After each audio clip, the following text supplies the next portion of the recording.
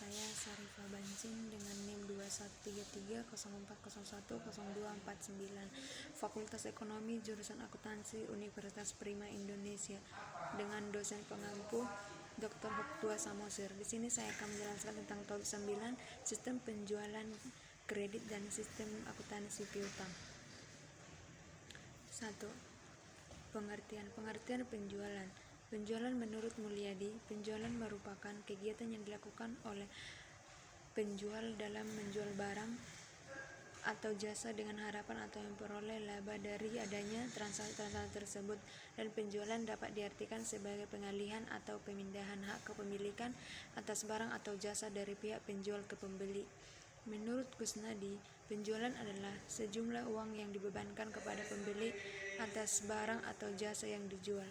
Sistem akuntansi penjualan kredit. Sistem akuntansi penjualan kredit yaitu penjualan yang pembayarannya dilakukan setelah penyerahan barang dengan jangka waktu yang telah disepakati oleh kedua belah pihak. 2. Dokumen yang digunakan dalam sistem penjualan kredit. Sistem akuntansi. Dokumen yang digunakan dalam sistem akuntansi penjualan kredit terdapat 4 macam, yaitu 1. Surat order pengiriman dalam tembusannya, tembusan kredit, surat pengakuan, surat muat, slip pembungkus, tembusan gudang, arsip pengendalian pengiriman, arsip indeks silang. 2. Faktur dan tembusannya, tembusan piutang, tembusan jurnal penjualan, tembusan analisis, tembusan wirunning. 3. Rekapitulasi harga pokok penjualan. Rekapitulasi harga pokok penjualan merupakan dokumen pendukung yang digunakan untuk menghitung tentang harga pokok produk yang dijual selama periode akuntansi tertentu. 4. Bukti memorial. Bukti memorial merupakan dokumen sumber untuk dasar pencatatan ke dalam jurnal umum. 3. Catatan akuntansi yang digunakan. Menurut Mulyadi, catatan akuntansi terdapat 5 jenis yang digunakan, yaitu sebagai berikut. 1. Jurnal penjualan. Jurnal penjualan digunakan untuk mencatat transaksi penjualan, baik penjualan tunai maupun kredit. 2. Kartu piutang. Catatan akuntansi ini merupakan buku pembantu yang berisi mutasi piutang perusahaan kepada tiap debiturnya. 3. Kartu persediaan. Catatan akuntansi ini merupakan buku pembantu yang berisi rincian mutasi setiap jenis persediaan. 4. Kartu gudang. Catatan akuntansi ini diselenggarakan oleh fungsi gudang untuk mencatat mutasi dan persediaan fisik barang yang ada di gedung. 5. Jurnal umum. Jurnal ini digunakan untuk mencatat harga pokok produk yang dijual selama periode tertentu. 4. Fungsi-fungsi yang terkait. Menurut Mulyadi, dalam bukunya Sistem Akuntansi, unit organisasi yang terikat dalam sistem akuntansi penjualan kredit terdapat 5 macam, yaitu 1. Fungsi penjualan atau bagian penjualan. Fungsi ini bertanggung jawab untuk menerima order, meminta otorisasi kredit, menentukan tanggal pengiriman barang. Fungsi ini bertanggung jawab untuk membaca back order pada saat tidak tersedianya persediaan untuk memenuhi order dari pelanggan. 2. Fungsi kredit atau bagian kredit. Fungsi ini bertanggung jawab untuk meneliti status kredit pelanggan dan memberikan otoritas pemberian kredit pada pelanggan. 3. Fungsi gudang atau bagian gudang. Fungsi ini bertanggung jawab menyimpan dan menyiapkan barang yang dipesan oleh pelanggan serta menyerahkan barang ke bagian pengiriman. 3. Fungsi pengiriman atau bagian pengiriman. Fungsi ini bertanggung jawab untuk menyerahkan barang atau dasar surat order pengiriman yang diterima dari fungsi penjualan. 4. Fungsi penagihan atau bagian penagihan. Fungsi ini bertanggung jawab membuat dan mengirim faktur penjualan kepada pelanggan. 5. Fungsi akuntansi atau bagian akuntansi. Fungsi ini bertanggung jawab untuk mencatat piutang dari transaksi penjualan kredit, membuat serta mengirim pernyataan piutang kepada debitur, dan membantu laporan penjualan serta mencatat harga pokok persediaan yang dijual ke dalam kartu persediaan. 5. Jaringan prosedur yang membentuk sistem. Jaringan prosedur yang membentuk sistem penjualan kredit adalah 1. Prosedur order penjualan. Dalam prosedur ini, fungsi penjualan menerima order dari pembeli dan menambahkan informasi penting pada surat order dari pembeli. Fungsi penjualan kemudian membuat surat order pengirim dan mengirimkannya kepada berbagai fungsi yang lain untuk memungkinkan fungsi tersebut memberikan kontribusi dalam melayani order dari pembeli. 2. Prosedur persetujuan kredit. Dalam prosedur ini, fungsi penjualan meminta persetujuan penjualan kredit kepada pembeli tertentu dari fungsi kredit. 3. Prosedur pengiriman. Dalam prosedur ini, fungsi pengiriman mengirimkan barang kepada pembeli sesuai informasi yang tercantum dalam surat order pengiriman yang diterima dari fungsi pengiriman. 4. Prosedur penagihan. Dalam prosedur ini, fungsi penagihan membuat faktur penjualan dan mengirimkannya kepada pembeli.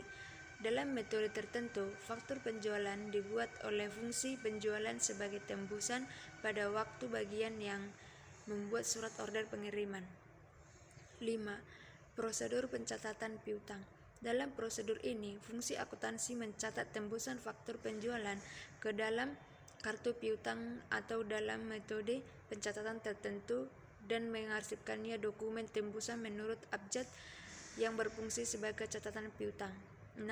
Prosedur distribusi penjualan. Dalam prosedur ini, fungsi akuntansi mendistribusikan data penjualan menurut informasi yang diperlukan oleh manajemen. 7. Prosedur pencatatan beban pokok penjualan. Dalam prosedur ini, fungsi akuntansi mencatat secara periodik total harga pokok produk yang dijual dalam periode akuntansi tertentu. 6. Unsur pengendalian internal. Untuk merancang unsur-unsur pengendalian internal yang diterapkan dalam sistem penjualan kredit, unsur pokok sistem pengendalian internal yang terdiri dari organisasi, sistem otorisasi dan prosedur pencatatan dan praktek yang sehat dapat dirinci lebih lanjut sebagai berikut. Organisasi. A. Fungsi penjualan harus terpisah dari fungsi kredit. B. Fungsi akuntansi harus terpisah dari fungsi penjualan dan fungsi kredit. C. Fungsi akuntansi harus terpisah dari fungsi kas. D. Transaksi penjualan kredit harus dilaksanakan oleh fungsi penjualan, fungsi kredit, fungsi pengiriman, fungsi penagihan, dan fungsi akuntansi. Tidak ada transaksi penjualan kredit yang dilaksanakan secara lengkap oleh satu fungsi tersebut. Sistem otoritas dan prosedur pencatatan. A. Penerimaan order dari pembeli diotorisasi oleh fungsi penjualan dengan menggunakan formulir surat order pengiriman. B. Persetujuan pemberian kredit diberikan oleh fungsi kredit dengan membubuhkan tanda tangan pada kredit kopi yang merupakan tembusan surat order pengiriman. C. Pengiriman barang kepada pelanggan diotorisasi oleh fungsi pengiriman dengan cara menandatangani dan membubuhkan cap sudah dikirim pada kopi surat order pengiriman. D. Penetapan harga jual. Syarat penjual, syarat pengangkutan barang dan potongan penjualan berada di tangan direktur pemasaran dengan penerbitan surat keputusan mengenai hal tersebut. E. Terjadinya piutang diotorisasi oleh fungsi penagihan dengan membubuhkan tanda tangan pada faktur penjualan. F. Pencatatan ke dalam kartu piutang dan ke dalam jurnal penjualan, jurnal penerimaan kas dan jurnal umum diotorisasi oleh fungsi akuntansi dengan cara memberikan tanda tangan pada dokumen sumber atau faktur penjualan, bukti kas masuk, dan memo kredit. G. Pencatatan terjadinya piutang didasarkan pada faktur penjualan yang didukung dengan surat order pengiriman dan surat muat. Praktik yang sehat. A. Surat order pengiriman bernomor urut tercetak dan pemakaiannya dipertanggungjawabkan oleh fungsi penjual. B. Faktur penjualan bernomor urut percetakan dan pemakaiannya dipertanggungjawabkan oleh fungsi penagih. C. Secara periodik, fungsi akuntansi mengirim pernyataan piutang kepada setiap debitur untuk menguji ketelitian catatan piutang yang diselenggarakan oleh fungsi tersebut. D. Secara periodik diadakan rekonsiliasi kartu piutang dengan akun kontrol piutang dalam buku besar. 9. Metode pencatatan piutang. Pencatatan piutang dapat diartikan dengan salah satu dari metode berikut ini. 1. Metode konvensional. Dalam metode ini, posting ke dalam kartu piutang dilakukan atas dasar data yang dicatat dalam jurnal. Berbagai transaksi yang mempengaruhi piutang adalah 1. Transaksi penjualan kredit. Transaksi ini diposting dalam kartu piutang atas dasar data yang telah dicatat dalam jurnal penjualan tersebut. 2. Transaksi retur penjualan. Posting transaksi berkurangnya piutang dari transaksi retur penjualan diposting ke dalam kartu piutang atas dasar data yang telah dicatat dalam jurnal retur penjualan. 3. Transaksi penerimaan kas dari piutang. Posting transaksi berkurangnya piutang dari pelunasan piutang oleh debitur diposting ke dalam kartu piutang atas dasar data yang telah dicatat dalam jurnal umum. 4. Transaksi penghapusan piutang. Transaksi berkurangnya piutang dari transaksi penghapusan piutang diposting ke dalam kartu piutang atas dasar data yang dicatat dalam jurnal umum. 2. Metode postingan langsung. Metode ini dibagi menjadi 2 golongan, yaitu sebagai berikut. A. Ke dalam kartu piutang dengan tulisan tanda tangan. Dengan tulisan tangan, jurnal hanya menunjukkan jumlah total harian saja, tidak rincian. Dalam metode ini, faktur penjualan yang merupakan dasar untuk pencatatan timbulnya piutang diposting langsung setiap hari secara rinci ke dalam kartu piutang. Jurnal penjualan diisi dengan jumlah total penjualan harian yang merupakan jumlah faktur selama hari. Faktur yang diterima dari bagian penagihan diterima oleh bagian piutang dalam bat disertai dengan pita daftar total. Jumlah faktur penjualan yang tercantum dalam jurnal penjualan. Selanjutnya, setiap bulan jurnal penjualan tersebut diposting ke rekening kontrol piutang dalam buku besar. Rekening kontrol piutang dengan daftar saldo yang disusun dari kartu piutang. Ada 2 cara mengenai media yang akan diposting ke dalam kartu piutang. 1. Media disortai menurut abjad. Sebelum diposting satu persatu ke dalam kartu piutang dan kemudian dibuat pita pembuktian ketelitian posting dari kartu piutang, kemudian dicocokkan dengan pita daftar total yang menyertai media pada saat diterima dari bagian penagihan. Pencocokan ini dimaksud untuk membuktikan ketelitian postingan yang telah dilakukan. 2. Media diposting ke dalam kartu piutang sesuai dengan urutan pada waktu diterima dari bagian penagihan. 2. Postingan langsung ke dalam kartu piutang dan pernyataan piutang. Dalam metode ini, media diposting ke dalam pernyataan piutang dengan kartu piutang sebagai tembusan lembar kedua berfungsi sebagai kartu piutang. B. Metode postingan periodik. 1. Postingan ditunda. Pada metode ini, faktur penjualan yang diterima dari bagian penagihan oleh bagian piutang disimpan sementara, menunggu beberapa hari untuk nantinya secara sekaligus diposting ke dalam kartu piutang bersama-sama dalam sekali periodik posting dengan menggunakan pembukuan. 2. Penagihan bersiklus. Dalam metode ini, pada akhir bulan dilakukan kegiatan posting yang meliputi 1. Posting media yang dikumpulkan selama sebulan tersebut ke dalam pernyataan piutang dari kartu piutang. 2. Pencatatan dan menghitung saldo kartu piutang. Metode ini membagi pekerjaan posting ke dalam kartu piutang dan pernyataan piutang tersebut tersebar merata ke dalam hari kerja selama sebulan. Setiap pelanggan akan menerima pernyataan piutang pada tanggal hari kerja yang sama setiap bulan. 3. Metode pencatatan tanpa buku pembantu. Dalam metode ini, faktur penjualan peserta dokumen pendukungnya yang diterima dari bagian penagihan oleh bagian piutang diarsipkan menurut nama pelanggan dalam arsip faktur yang belum bayar. Pada saat diterima pembayarannya ada dua cara yang ditempuh. 1. Jika pelanggan membayar penuh jumlah yang tercantum dalam faktur penjualan, faktur yang bersangkutan diambil dari arsip faktur yang belum dibayar dan dicap lunas, kemudian dipindahkan ke dalam arsip faktur yang telah dibayar. 2. Jika pelanggan hanya membayar sebagian jumlah dalam faktur, jumlah kas yang diterima dalam sisa yang belum dibayar oleh pelanggan dicatat pada faktur tersebut. Kemudian dibantu faktur tiruan yang berisi informasi yang sama dengan faktur aslinya. 4. Metode pencatatan piutang dengan komputer. Metode pencatatan ini menggunakan batch system. Dalam sistem ini, dokumen sumber mengubah piutang dikumpulkan dalam sekaligus diposting setiap hari untuk memutakhirkan catatan piutang. 8. Prosedur pencatatan piutang.